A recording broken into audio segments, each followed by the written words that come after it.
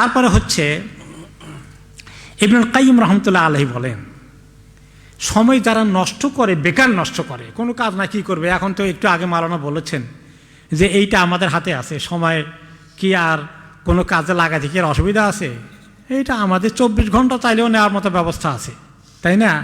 আমাদের বাচ্চাদের এখন এইটার যে সময় দিচ্ছি, অনেক সময় ভালো জিনিস আছে, আমরা কোরআন হাদিসের রেফারেন্সও এখান থেকে বাইর করি, কাজে লাগতেছে আলহামদুলিল্লাহ, লাইফ কালা ইজি করে দিয়েছেন। আমি সৌদি আরব থেকে ওই হাদিস পাওয়ার জন্যে কোন হাদিস কোন কিতাবে আছে একটা শব্দ দিয়ে ডিকশনারির মতো বের করা যায়, এত বড় বড় ভলিউম এতগুলো আনি আমার ওই ফ্রি ইয়েতে রাখছি। এখন ওগুলা তার হাত দেওয়া লাগে না। এখন কোথায় আছে?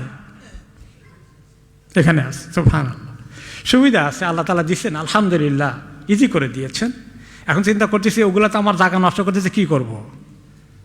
ঘরের মধ্যে জায়গা নাই, এই যে এত জায়গা নিয়ে ফেলেছে। তো আল্লাহ তাআলা এত ইজি করে দিয়েছেন, ভালো কাজে লাগানো যেতে পারে। কিন্তু এই ভালো কাজের তুলনায় যে সেটা মানে সাংঘাতিক বড় জবাবদিহিতা আল্লাহর কাছে করতে হবে। এই জন্য ইমাম ইবনে কাইয়িম রাহমাতুল্লাহ আলাইহি বলেন যে ইদাআতুল ওয়াক্তে আসাদ্দু মিনাল মাউত, যে সময় নষ্ট করা মরে যাওয়ার থেকে আরো খারাপ কাজ। সময় নষ্ট করা মরে যাওয়ার থেকে আরো ক্ষতিকর কাজ। বলে কেমনে? লিআন্না ইদাআতাল ওয়াক্তে তাকতাউকা আনিল্লাহি ওয়া দারিল আখিরা, যে সময়, যে যদি আমি সময় নষ্ট করি, এই সময় নষ্টটা আমাকে আল্লাহ এবং আখিরাতের পুঁজি তৈরি করার থেকে আমাকে বিরত রাখলো, সরিয়ে নিয়ে আসলো। আমি বেকার নষ্ট করেছি, আল্লাহর কাজেও করছি না, আখিরাতের জন্য কিছু তৈরি করছি না, বেকার সময় নষ্ট করলে অনেকক্ষণ।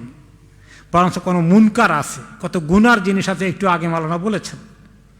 এটা আপনাকে আল্লাহ থেকে আখিরাত থেকে দূরে সরাই রাখে। সময় নষ্ট করা আল্লাহ এবং আখিরাত থেকে দূরে সরিয়ে রাখে।